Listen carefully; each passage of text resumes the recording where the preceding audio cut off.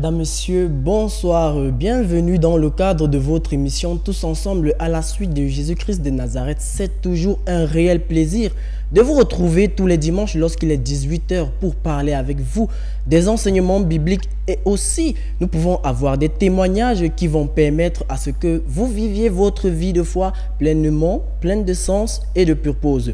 Avec notre consultant aujourd'hui, nous allons parler sur une nouvelle thématique. Mais si vous voulez en savoir plus, je vous invite alors à vous installer confortablement, à prendre un bloc-notes, votre petite Bible et on se retrouve juste après la transition. I just wanna thank you, Lord. I just wanna thank you, Lord. Thank you, Lord. I just wanna thank you, Lord. Thank you, Lord. Yes, we thank you, Lord. Voilà, nous sommes de retour avec le Père Landry Marie, prêtre orthodoxe spécialiste en exorcisme, qui est également notre consultant et avec qui nous partageons tous les dimanches des enseignements bibliques. Bonsoir mon Père, bienvenue une fois de plus sur ce plateau. Bonsoir Monsieur Pascal, bonsoir à tous les téléspectateurs de Cam10 Télévision et de cette émission. Tous ensemble à la suite de Jésus-Christ de Nazareth, c'est moi qui vous remercie encore pour votre invitation renouvelée. J'espère, je crois, j'ai confiance, j'ai foi que ce dimanche encore, l'Esprit Saint va toucher le cœur de plus d'une personne et que chacun d'entre nous, on va se convertir, on va revenir à Jésus et qu'avec cette parole de Jésus, les uns et les autres vont commencer à mener une véritable vie chrétienne.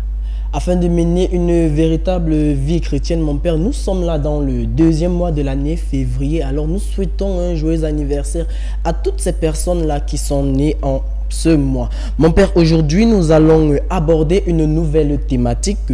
Celui qui connaît Dieu nous écoute. Alors aujourd'hui, nous allons écouter la première lettre de Saint Jean, chapitre 4, des versets 1 à 6. Et nous allons ensemble commenter, vous allez expliquer comme vous le faites bien souvent. Et juste après, retrouvons-nous après la lecture audio. Lord, thank you, Lord. Yes, we thank you, Lord. Bien-aimés, aimons-nous. Bien-aimés, n'ajoutez pas foi à tout esprit, mais éprouvez les esprits pour savoir s'ils sont de Dieu. Car plusieurs faux prophètes sont venus dans le monde. Reconnaissez à ceci l'Esprit de Dieu. Tout esprit qui confesse Jésus-Christ venu en chair est de Dieu. Et tout esprit qui ne confesse pas Jésus n'est pas de Dieu. C'est celui de l'Antéchrist dont vous avez appris la venue et qui maintenant est déjà dans le monde. Vous, petits enfants, vous êtes de Dieu, et vous les avez vaincus parce que celui qui est en vous est plus grand que celui qui est dans le monde. Eux, ils sont du monde, c'est pourquoi ils parlent d'après le monde, et le monde les écoute. Nous sommes de Dieu. Celui qui connaît Dieu nous écoute, celui qui n'est pas de Dieu ne nous écoute pas.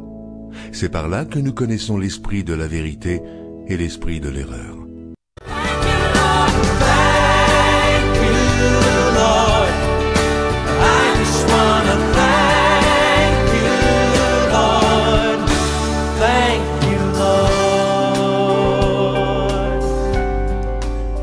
Bien, nous avons ensemble écouté cette première lettre de Saint Jean chapitre 4 des versets 1 à 6. Alors mon Père, nous avons un verset qui nous intéresse. Celui qui connaît Dieu nous écoute. Celui qui n'est pas de Dieu ne nous écoute pas, mon Père. Comment pouvons-nous entrer dans ce mystère et comment pouvons-nous interpréter ce verset biblique? Alors il est clair, le verset le dit à la fin du texte, celui qui est de Dieu nous écoute. Celui qui n'est pas de Dieu ne nous écoute pas. Comme vous l'avez dit, c'est un mystère parce que l'Esprit Saint, ce qu'il faut noter, c'est que lorsque je lis la Bible, je la comprendrai mieux chaque fois que je la lirai. L'Esprit Saint, c'est comme un photographe qui va prendre des clichés de la même pièce, mais sous plusieurs angles. C'est pourquoi je peux lire un verset biblique aujourd'hui. Je le comprends avec une certaine teneur et une certaine pertinence. Je relis le même verset 2 ou 3 jours après. Je le comprends différemment. 6 mois après, je relis le même verset. Et là encore, j'ai comme une illumination. Dans l'église, on va parler de la révélation. Une sorte d'illumination, révélation qui m'aide à comprendre ce verset encore mieux qu'il y avait 6 mois en arrière lorsque je l'avais lu. Donc, lorsque nous avons ce verset, pour mieux le comprendre, il nous faille ancrer dans cet escrit du texte, et en ancrant dans l'esprit du texte, que devons-nous comprendre? Saint Jean, parce que c'est de lui qu'il s'agit, Jean l'évangéliste, qui écrit donc à des chrétiens et il les appelle mes petits-enfants. Pourquoi Jean les appelle de prime abord mes petits-enfants alors qu'il s'adresse à de grandes personnes? C'est parce que Jean les voit de manière spirituelle. Ce sont de nouveaux convertis, des personnes qui viennent de recevoir l'évangile de Jésus. Et comme ils viennent de recevoir l'évangile de Jésus, ils ne sont pas encore assez affermis. C'est pourquoi de prime abord, Jean les appelle mes petits-enfants. Et lorsqu'il finit de leur donner ce nominatif, il leur rappelle qu'il est important, lorsque on a affaire à des gens qui disent venir de Dieu, de sonder, de discerner, je vais dire comme ça, de tester pour savoir si ceux qui disent venir de Dieu sont animés par l'Esprit Saint. Parce que dans Luc 17, Jésus va dire, celui qui vous écoute, m'écoute. Et celui qui m'écoute, écoute la personne qui m'a envoyé. Donc, il faut écouter les apôtres pour écouter Jésus, parce que les apôtres et Jésus ne font qu'un dans l'ordre de l'enseignement évangélique. Les apôtres et Jésus ne font qu'un dans l'ordre de l'enseignement évangélique. Pas un iota de la loi n'a été changé par les apôtres ni rajouté. Et voilà pourquoi dans le livre de l'Apocalypse, on va dire que soit anathème, c'est-à-dire maudit, celui qui va retrancher quelque chose de ce texte ou celui qui va y ajouter quelque chose de plus de cette parole évangélique, révélation. Donc, à partir du moment où des gens se présentent à moi, dit l'apôtre Jean, comme étant des apôtres, comme étant des disciples de Jésus, il me revient à moi, qui suis leur interlocuteur, de les sonder, de les mettre à l'épreuve pour savoir si l'esprit qui les anime, c'est l'Esprit Saint. Et l'apôtre Jean, il continue, il dit, parce que nous vivons dans un siècle, dans un monde, dans une société où, va-t-il déclarer, de faux prophètes se sont de plus en plus annoncés comme étant des serviteurs de Dieu. On peut s'arrêter sur cet extrait pour dire quoi? Jean est en train de nous mettre en garde. Il est en train de nous dire que nous vivons dans un temps, nous vivons dans une période où des gens vont se déclarer être de Jésus, vont s'annoncer devenir de Jésus, vont se dire être de l'équipe de Jésus, et ne sont pas de l'équipe de Jésus. Et Jean les appelle des faux prophètes. On retrouve cette même problématique dans le livre de Jérémie. Et dans le livre de Jérémie, à partir du chapitre 23, Dieu va parler directement par la bouche du prophète Jérémie et il va dire, ces prophètes-là qui sont en Israël, ne les écoutez pas parce qu'ils prophétisent et ce qu'ils disent ne sort que de leur imagination. Et disant des choses qui viennent de leur imagination, ils vont s'auto-proclamer prophètes et dire qu'ils viennent de moi. Pourtant, va dire le livre de Jérémie, je ne leur ai pas envoyé et je ne leur ai rien révélé. Et c'est intéressant de voir que même des grands philosophes qui n'étaient pas des croyants patentés à l'exemple de Hegel, il va dire, ce cher Hegel qui est un métaphysicien de la période des Lumières, il va s'écrier en disant, lorsque Dieu décide de se taire, on peut lui faire dire n'importe quoi. Ça veut dire que les faux prophètes dont Jean est en train de parler et dont nous a parlé le livre de Jérémie un peu plus avant, les faux prophètes sont ces gens qui, face au silence de Dieu, vont commencer à prêter à Dieu des paroles. C'est pourquoi Jean dit, il vous faut sonder les esprits pour savoir s'ils viennent de Dieu. Et à partir du moment où vous saurez s'ils viennent de Dieu, vous saurez quoi faire et vous saurez soit les écouter, soit les rejeter. Ensuite, l'apôtre Jean continue. Dans le deuxième mouvement du texte, il est en train de rappeler donc ceci. Il dit, ceux qui ont l'Esprit de Dieu en eux, lorsque nous les parlons, ils nous écoutent. Et ceux qui n'ont pas avec eux l'Esprit Saint, lorsque nous leur parlons, ils ne nous écoutent pas. Celui qui connaît Dieu nous écoute. Alors, comment est-ce que je vais savoir que je connais Dieu? L'apôtre Jean y répond encore. Il dit, tout esprit qui confesse que Jésus-Christ est Seigneur et Sauveur, celui-là vient de Dieu. Donc, lorsque je transmets la parole de Dieu aux gens, ceux qui acceptent que Jésus est le Seigneur et le Sauveur, ceux-là sont de Dieu. Et tous ceux, l'apôtre Jean va déclarer, qui rejettent et qui vont renier la divinité de Jésus, ceux-là même ne sont pas de Dieu et ils ne peuvent pas nous écouter. Voilà pourquoi, lorsque le serviteur de Dieu évangélise, lorsqu'il annonce la parole de Jésus au peuple, lorsqu'il apporte la parole de lumière, le serviteur de Dieu n'essaye pas de persuader les gens, monsieur Pascal. Un bon serviteur n'essaye pas de persuader, il n'essaye pas de convaincre, il transmet une parole de Jésus. Et une fois que cette parole de Jésus est transmise, que va-t-il se passer? Ceux qui reconnaissent la parole de Jésus vont y adhérer. Et ceux qui ne reconnaissent pas ne vont pas y adhérer. C'est pourquoi il va dire, celui qui connaît Dieu nous écoute. Celui qui connaît Dieu, c'est celui qui instinctivement, recevant la parole de Jésus, la ressent dans son cœur et fait que c'est une parole de vérité. Celui qui connaît Dieu, c'est celui qui, écoutant l'évangélisation, reconnaît que c'est Jésus qui lui parle. Voilà pourquoi, dans Jean au chapitre 10, le verset 9, Jésus va dire, je suis le bon berger. Je parle à mes brebis et mes brebis m'écoutent. Je leur parle, elles viennent à moi. Comment se fait-il qu'on puisse parler à une brebis et elles viennent vers le maître? Quels sont les critères qui rappellent à la brebis que voilà le bon berger? C'est parce que la brebis écoute le son de la voix du berger. Ça veut dire que quand vous êtes un berger et que vous avez des brebis à la maison, les brebis s'habituent à la tonalité sonore de votre voix. Et lorsque vous leur parlez, les brebis viennent à vous, même pour ceux qui ont des chèvres ou des chiens. Dans le cas de Jésus, il est en train de dire, mes brebis m'écoutent. Or, celui qui écoute le berger, ça veut dire qu'il entend la sonalité de la corde vocale. Et la corde vocale ne réagit souvent qu'avec une succession de paroles. Ça veut dire que celui qui écoute le message de Jésus le reconnaît. Donc Jésus est en train de dire, mes brebis me connaissent, comme pour dire, les brebis reconnaissent mon message. Les brebis reconnaissent la parole que je leur apporte. Les brebis gardent cette parole. C'est pourquoi lorsque je leur parle, elles viennent à moi. Or, le faux prophète, justement, c'est celui qui apporte un message différent de celui du bon berger et qui va amener un mauvais message se faisant passer pour le bon berger. Donc, celui qui connaît Dieu nous écoute, suppose que lorsque je reçois l'évangile, mon âme au fond de moi tressaillit et mon âme reconnaît la parole divine, la parole sainte. Et une fois que mon âme reconnaît la parole divine, la parole sainte, j'adhère à cette parole sans qu'on ne m'y force. J'adhère à cette parole sans qu'on ne m'y oblige. Voilà pourquoi nous, dans l'église orthodoxe, par exemple, nous sommes contre toute violence dans l'évangélisation. Ça veut dire que dans l'orthodoxie, nous rejetons ce concept qui consiste en ce qu'il faille convertir les gens par tous les moyens possibles. Non.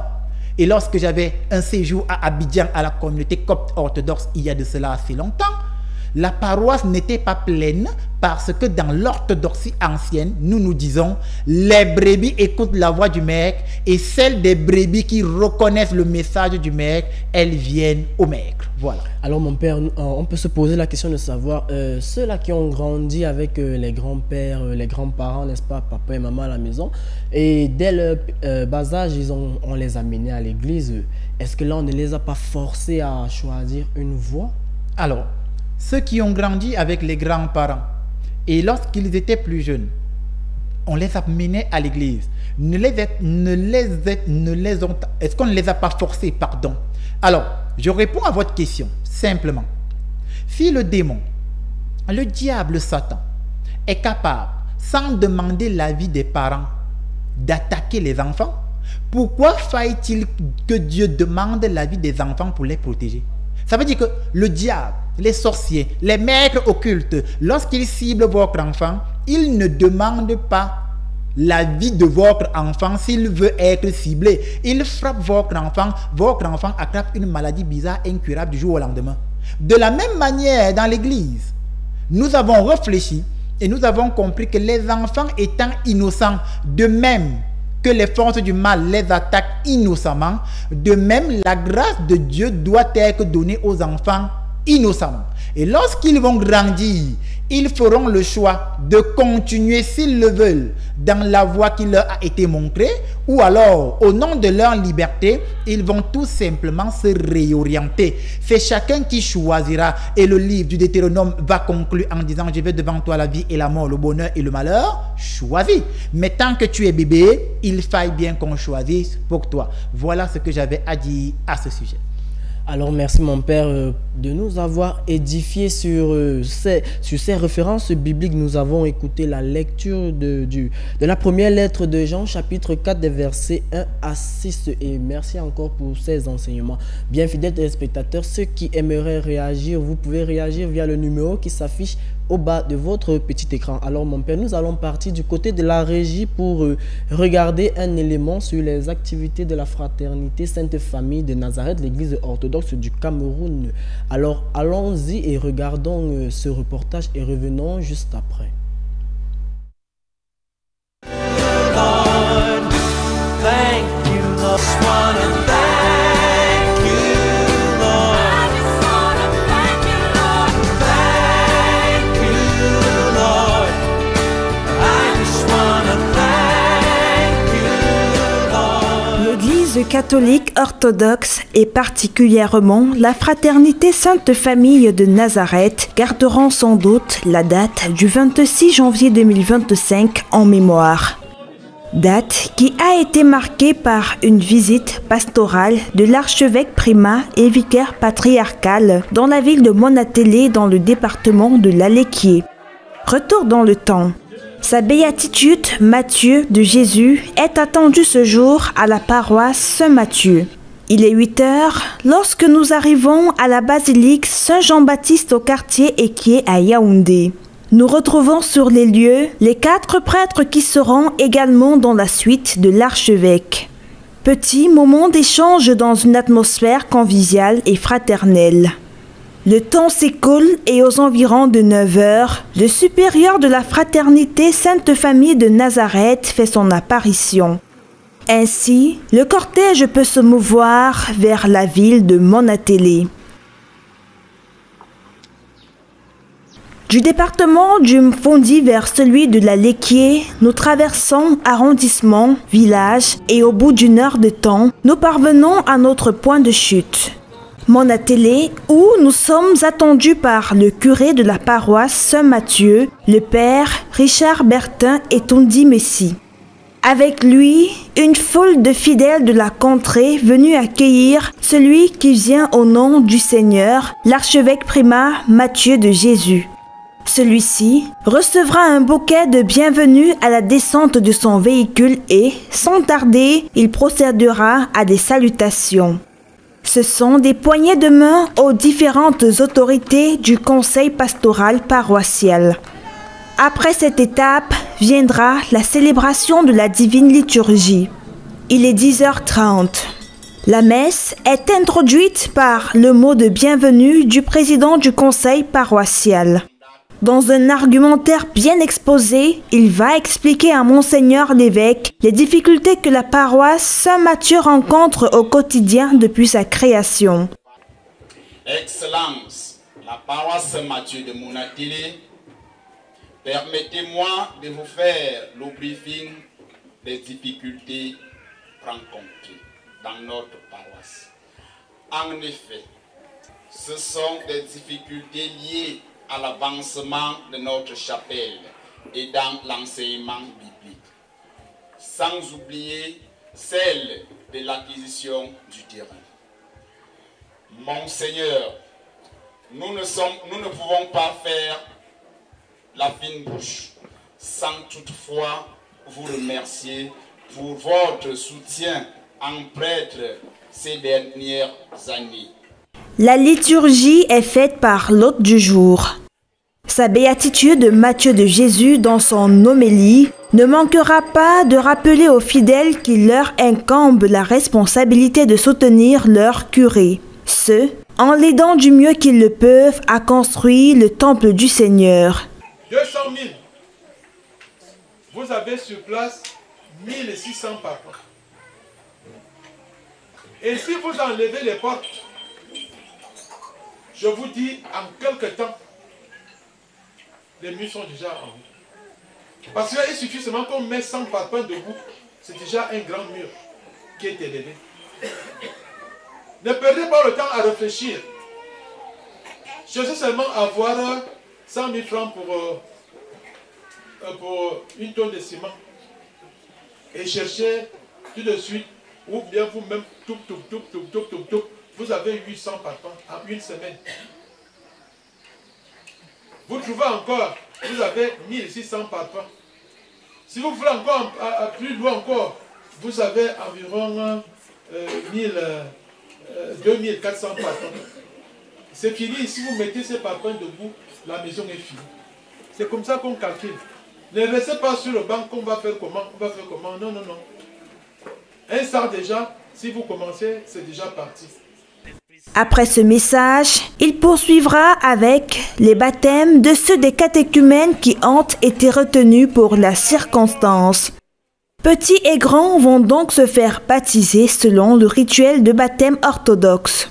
Ce sera l'occasion pour de nombreux fidèles de venir témoigner de leur amour envers le Père avec des offrandes. Ils accompagnent leurs gestes de chant et de pas de danse. À la fin de la célébration, l'archevêque va procéder à l'administration des premières communions à une dizaine de nouveaux baptisés. Cette messe pontificale va se refermer avec la pose de la première pierre de la fondation, qui marque ainsi le début d'une nouvelle ère pour la paroisse Saint-Mathieu de Monatélé. À tête reposée, l'évêque nous explique sa vision pour le peuple orthodoxe de cette ville. En exhortant les chrétiens, je me suis référé à l'évangile d'aujourd'hui qui nous présentait la charité et l'amour du Christ envers nous. J'espère bien, en concluant par le message, j'ai demandé aux chrétiens d'imiter cette charité et cet amour que le Christ nous enseigne aujourd'hui. Le sentiment qui m'anime en ce moment, c'est d'abord un sentiment de joie.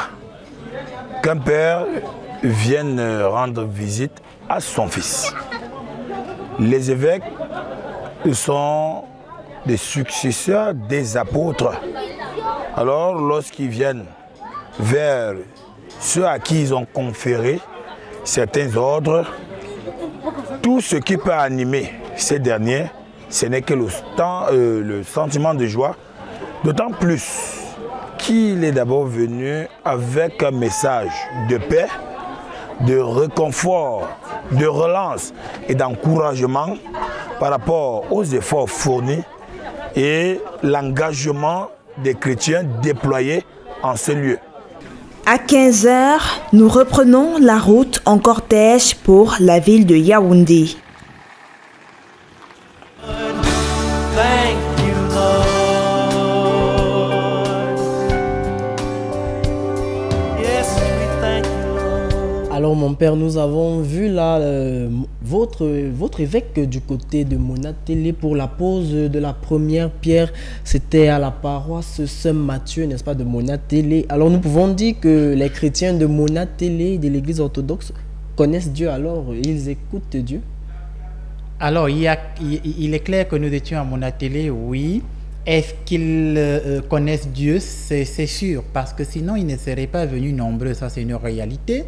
Est-ce qu'ils écoutent? De toute évidence, lorsque l'archevêque leur parlait, ils étaient attentifs. Maintenant, Est-ce qu'ils vont mettre en pratique? Ça, c'est une autre problématique à laquelle aucun d'entre nous ne peut avoir des éléments de réponse. Mais toujours est-il que ce que nous avons retenu, c'est que du côté de Monatélé, qui est une petite ville, les gens sont engagés parce que vous savez, dans la ville de Monatélé, il y a beaucoup de nouvelles religiosités, ce que vous appelez les églises dites de réveil.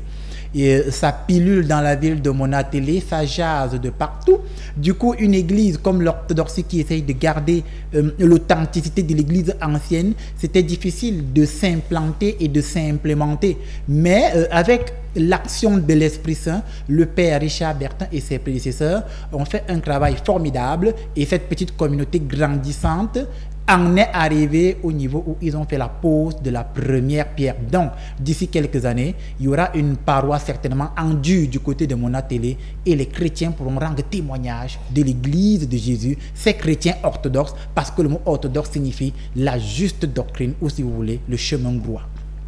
Alors nous disons bon courage et bon vent à la communauté de Monatélé dans cette entreprise-là. Alors mon père, nous allons à présent passer à la phase questions-réponses. Nous allons prendre quelques questions posées par nos téléspectateurs. Nous avons la première question qui nous vient de la Belgique. Bonsoir mon père, bonsoir à monsieur Pascal. Est-ce que c'est problématique d'écouter les musiques non religieuses, c'est-à-dire des grandes stars et autres? Quel est le point de vue de la Bible par rapport à ce sujet? Aaron depuis Bruxelles. Alors, est-ce que c'est problématique d'écouter les musiques non religieuses à l'instar de celles des grandes stars, l'a-t-il dit, des célébrités qui abondent sur les masses médias? Alors, il ne faut pas faire ou tomber dans une sorte d'obsessionnisme religieux.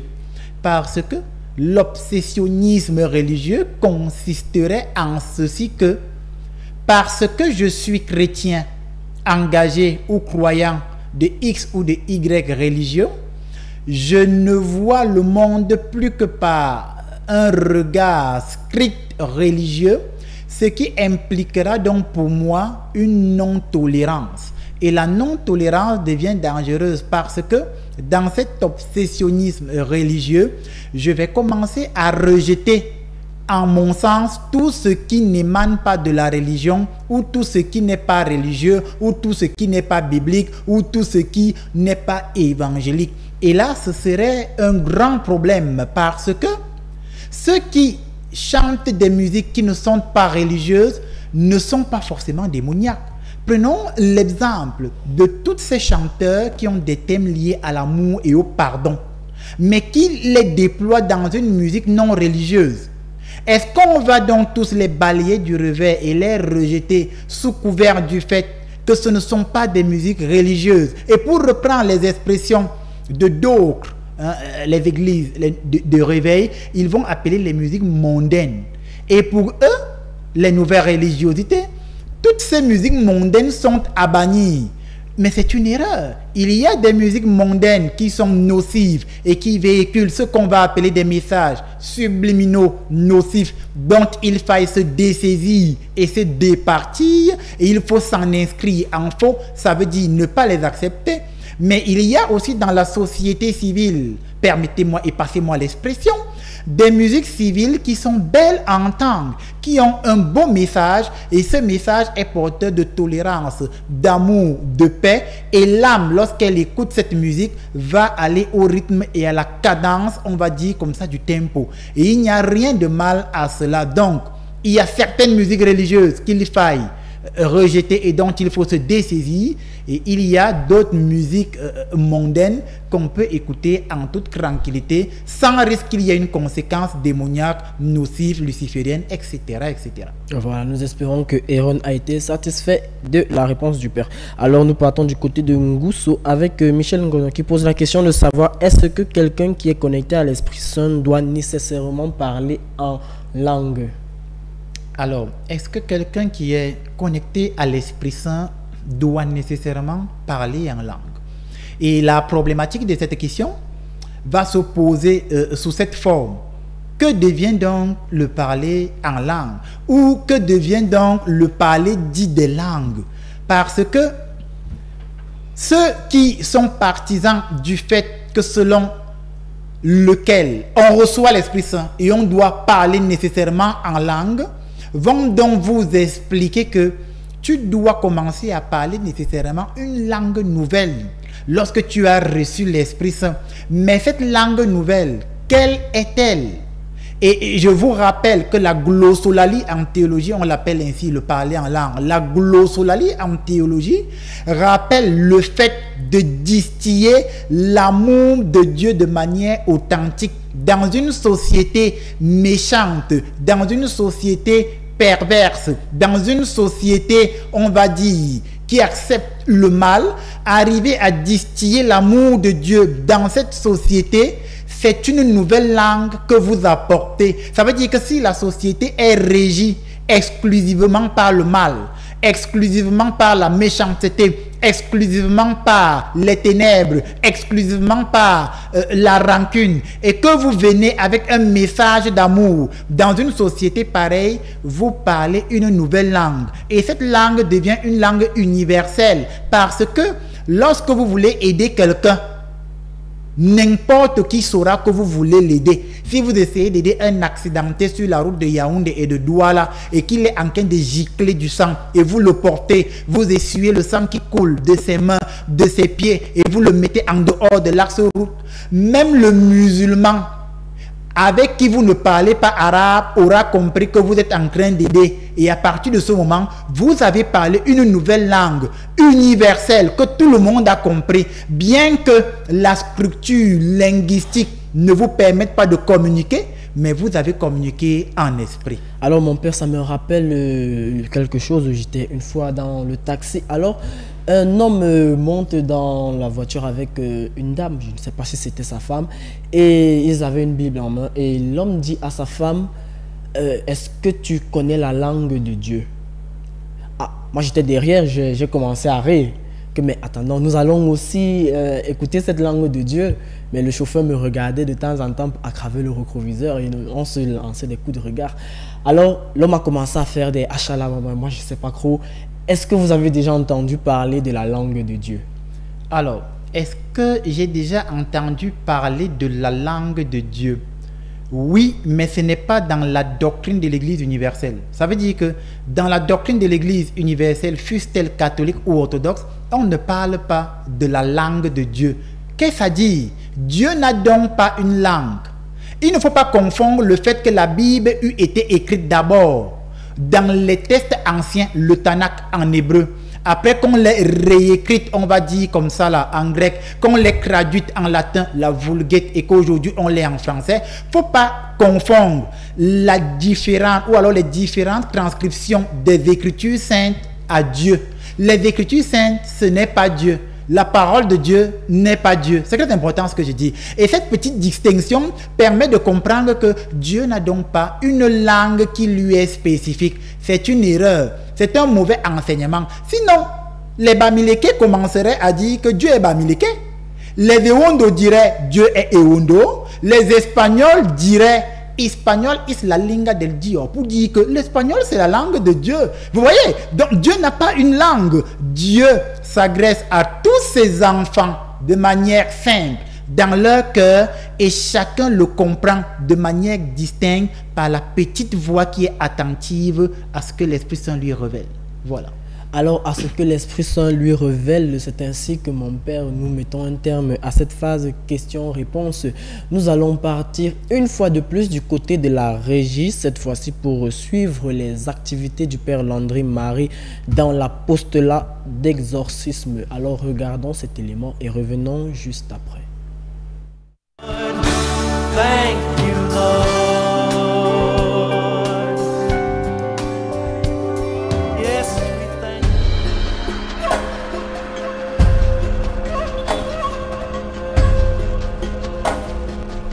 Sur les traces du Père Landry Marie. Ce mardi 28 janvier, nous le retrouvons au quartier Siméon, lieu-dit Terre Rouge, où l'homme de Dieu a installé son bureau. Nous verrons avec lui la manifestation de l'exorcisme. Un cas pas comme les autres et qui semble intrigant. Aujourd'hui, nous sommes en train d'aller au bureau. Nous avons rendez-vous avec Madame Eden. En fait, dans le cadre du ministère, c'est une femme qui nous a contactés parce qu'elle a dit que ça fait près de 5 à 8 ans qu'elle vit des phénomènes étranges dans son corps. Donc, elle a pris contact avec nous et elle a demandé à me rencontrer. Nous avons pris rendez-vous et là, tout à l'heure, vers 10 h, nous allons la recevoir. En fait, je vais voir de quoi il s'agit parce qu'au téléphone, elle nous a intrigués. Elle nous a dit que souvent, elle fait des rêves où des hommes viennent coucher avec elle et que c'est répétitif. Et lorsque ça devient répétitif, c'est différent du rêve érotique. Donc nous allons aller voir ce qui se passe. Est-ce qu'il s'agit d'une possession? Est-ce qu'il s'agit d'un envoûtement? Est-ce qu'il s'agit là carrément d'un ensorcellement? Nous irons voir ça tout à l'heure et je ne manquerai pas de lui imposer les mains. Parce qu'en général, tout le monde qui entre dans mon bureau, je les écoute. Après, je leur impose les mains. C'est un peu comme la marque du ministère. C'est un peu comme la particularité que l'Esprit du Seigneur m'a donnée dans cet apostolat d'exorcisme. Si au cours de la prière de l'intercession, je vois que c'est un cas très grave, dans ce cas, je serai obligé de l'immobiliser plus longtemps pour prier de plus en plus en profondeur sur elle.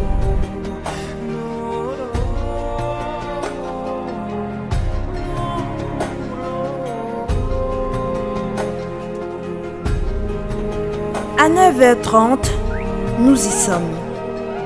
Un calme de cimetière, pas un seul bruit. L'atmosphère semble tendue. Le père Landry-Marie ne dit plus mot et est dans un état de concentration intense. Il médite, assis dans son bureau. Nous nous souvenons alors qu'il nous a soufflé plus tôt que sa patiente du jour est porteuse d'une sorte d'envoûtement qui l'accable depuis des années déjà. Une fois sa méditation achevée, le père envoie son assistante chercher Dame Eden, nom d'emprunt que nous avons décidé de lui donner. La dame ne parvient pas à cacher son enthousiasme. Voir en face d'elle l'un des plus grands exorcistes d'Afrique centrale. C'est une promesse de Dieu qui s'accomplit. Par le père Landry-Marie, ce prêtre dont la renommée va au-delà des frontières nationales, elle verra la gloire du Tout-Puissant. Après un moment d'écoute, le père Landry-Marie se lèvera avec autorité, comme s'il avait reçu des instructions précises au sujet de cette femme. Il débute une prière d'intercession sur elle et pour elle. Nous restons calmes, subjugués par cette prière inopinée qui a tant d'effet sur Dame Eden. Après celle-ci, vient la phase de l'imposition des mains. Qu'ils assiégeaient, purifiaient les lépreux, ressuscitaient les morts, rendirent la lumière à l'aveugle des marchaient à pied sec sur les eaux. Je t'adjure, démon, par celui qui sur la sainte montagne, tu transfigurais devant tes disciples, qui exauça la canadienne condamnation. Je t'adjure, démon, par celui qui appela le publicain à la pénitence, accueilli qui est en larmes, qui fatigué du chemin, affaiblit son corps par la jambe et dont le flanc s'échappait de l'eau et du sang. Une fois que l'exorciste pose ses mains sur la dame, elle commence à réagir étrangement.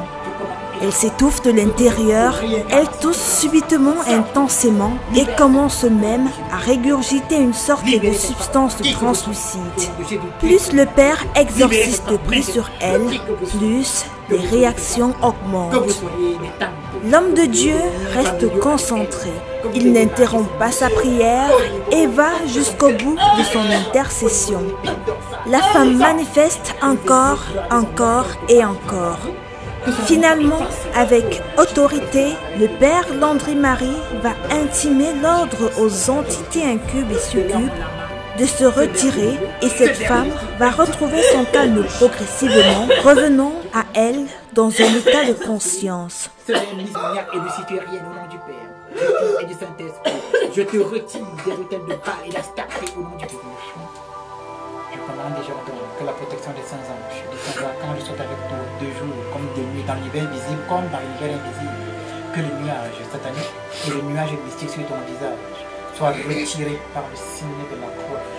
Que le sceau diabolique et démoniaque par lequel les esprits impurs identifiés soient brisés par le signe de la croix. En te marquant du signe de la croix de Jésus-Christ de Nazareth, je retire le voile du deuil qui a été marqué. Cette rencontre va s'achever avec des recommandations et des prières que le prêtre va donner à cette chrétienne. Ce, pour que Dame Eden mène une meilleure vie à la suite de Jésus-Christ. Nous restons perplexes face à cet événement que nous venons de vivre. L'exorciste nous explique. Alors là, tout de suite, là, nous venons d'achever la prière avec Madame Eden. On va l'appeler Madame Eden, mais c'est pas son vrai nom. En fait, après cette prière, ce que nous constatons que elle a une sorte de puissant envoûtement. Parce que dès qu'on commence à lui imposer les mains, dès qu'on invoque le nom de Jésus, dès qu'on appelle la présence des saints anges, des saints archanges, elle manifeste et réagit violemment. Donc là, c'est un cas de puissant envoûtement. Certains vont appeler la possession, mais c'est un puissant envoûtement.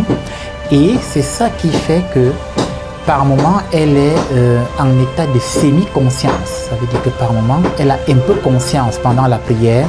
Par moment, elle commence à tousser. Par moment, elle commence à vomir. Parce que c'est un puissant envoûtement. Ce n'est pas la possession dans son sens le plus fort du terme. Et elle nous a confié en offre qu'elle vit cet état depuis près de 8 ans. Ça veut dire que cet envoûtement a grandi en elle comme une sorte de poison. De même que je peux ingurgiter un poison physiquement et le poison grandit dans mon sang et me tue à petit feu. De sorte que lorsque je vais à l'hôpital, on ne puisse plus m'aider. De même, le puissant envoûtement grandit progressivement dans l'âme jusqu'à ce que ça assombrisse totalement l'âme. Et lorsque l'âme est totalement assombrie, ce puissant envoûtement peut donc laisser place à une possession. Donc, nous prions Dieu Tout-Puissant de continuer à aider cette femme et nous pensons qu'avec plus d'intercession et plus de prières, elle ira de mieux en mieux. Vous constaterez qu'elle a vomi. Et lorsqu'elle vomit physiquement, on voit des crachats, mais en fait, spirituellement, c'est une mauvaise énergie qui sort. Ça veut dire que quand elle vomissait, quand elle rôtait et qu'elle vomissait, ce que les assistants voient qui ne sont que des salives, spirituellement, il y a comme un nuage ténébreux qui sort. C'est un peu comme si elle avait en elle du charbon. Et quand elle vomit, c'est comme si ce charbon sortait en poudre. C'est pourquoi je dis que c'était un puissant envoûtement. C'était là pour nous une occasion d'entrevoir une manifestation de l'envoûtement et la délivrance avec le Père Landry Marie, l'un des meilleurs prêtres exorcistes d'Afrique centrale.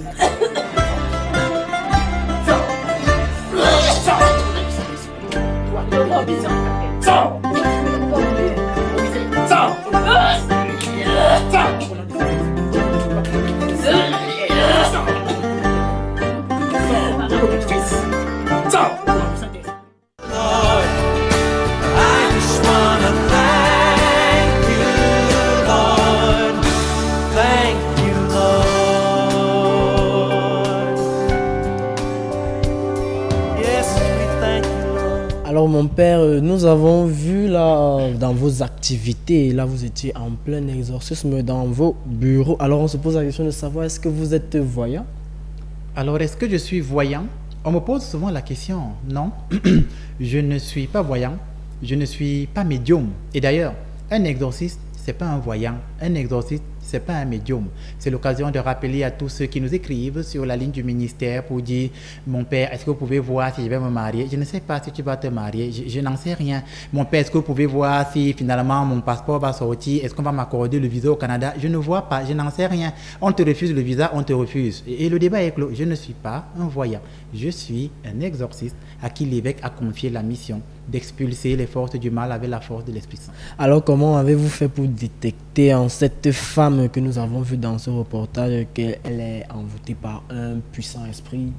Alors comment est-ce que je fais? Moi, ce que je sais, Monsieur Pascal, ce que je sais, c'est que je prie. Je veux dire quoi?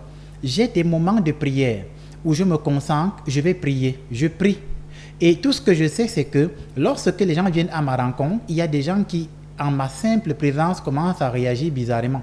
Si quelqu'un entre dans mon bureau et commence à réagir bizarrement, il y a quelque chose qui ne va pas. Donc, à partir du moment où quelqu'un réagit bizarrement à ma simple présence, on n'a pas besoin d'avoir un doctorat pour comprendre que quelque chose ne va pas. Il y a d'autres qui, en ma présence, sont normaux, mais lorsque je me lève et que je dis très bien, nous allons t'imposer juste un peu les mains, le cas de la femme en question, lorsque je commence à lui imposer les mains avant même que je ne la touche, elle commence à réagir. Donc, comment je fais?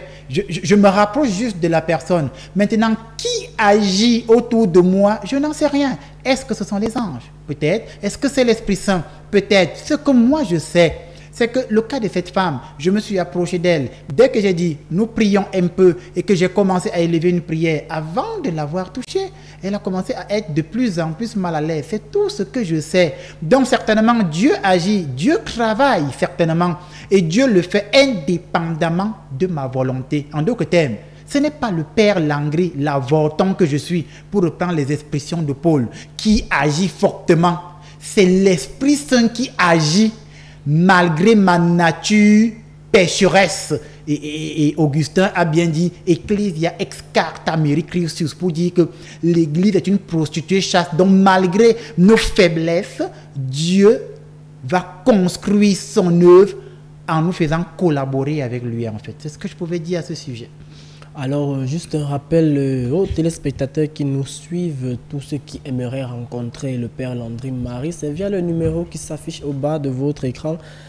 Et si vous avez des cas d'envoûtement, de possession, d'ensorcellement, les couches de nuit, les maris de nuit, les femmes de nuit, et ceux qui veulent même aussi avoir des messes d'action de grâce, vous pouvez contacter le Père Landry Marie si vous le voulez. Et si vous voulez davantage suivre les enseignements du Père, c'est via sa chaîne YouTube. Vous partez sur la barre de recherche, vous tapez Père Landry Marie, vous aurez tous ces enseignements. Et même sur son compte TikTok, de ce côté-là, le Père donne aussi d'autres enseignements. Alors mon Père, cette femme-là, vraiment, est-ce que pensez-vous que dans les jours à venir, elle sera libérée de ce mauvais esprit?